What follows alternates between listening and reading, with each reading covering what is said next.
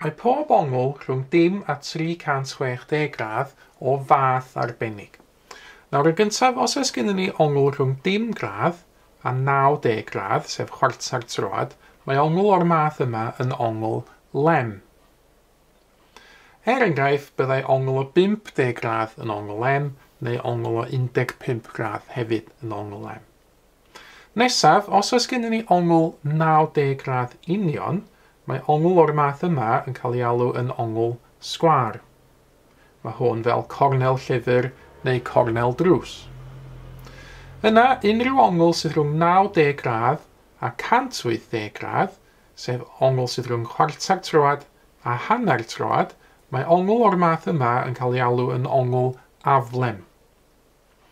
Enghraifft, byddai ongl o 115 gradd yn ongl aflem, neu ongl o 160 gradd. Yna, byddai ongl o 180 gradd union yn ongl sy'n ffurfio llinell syth.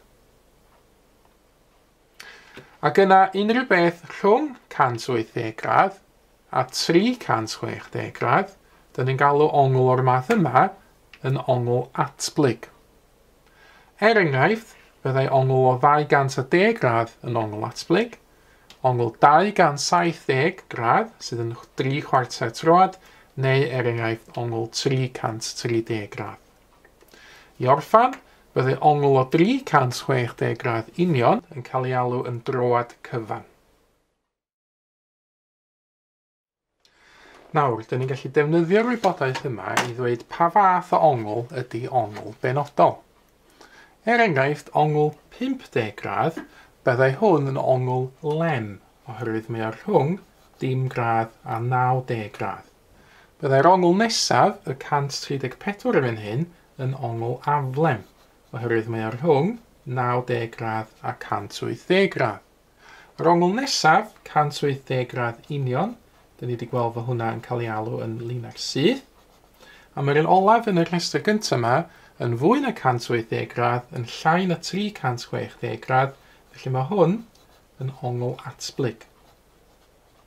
Yna wedi hefyd roed y math o ongl ar gyfer y onglau yma.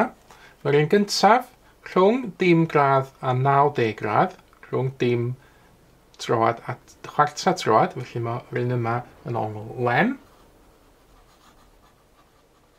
Yna, ar gyfer yr un nesaf, mae'r ongl yma yn fwy na chwarter troad, 90 gradd, ond yn llai na hanner troad, 180 gradd, felly ongl aflem yn fan hyn. Ac olaf, byddai'r ongl yma, os dwi'n cychwyn yn pwyntio ar chwith, mae o'n fwy na chwarter troad, 90 gradd, mae o'n fwy na hanner troad, 180 gradd, mae o hyd yn oed yn fwy na 3/4 troad, 270 gradd, mae o rhwng 270 a 360, felly yn ongl atblyg, mae o'n fwy na 180 gradd. Ceisiwch chi wan roed y math o ongl ar gyfer y onglau sydd ar y sgrin yn awr. Yna mi fydd yr atebion yn ymddangos mewn ychydig o eiliadau. Mae mwy o fideos adolygu ar gael ar ein sianel YouTube Adolygu Mathemateg. Am y newyddion diweddaraf neu holi cwestiwn, dilynwch ein cyfrif trydar @mathemateg. Neu ewch i'n gwefan www.mathemateg.com am fwy o adnoddau adolygu.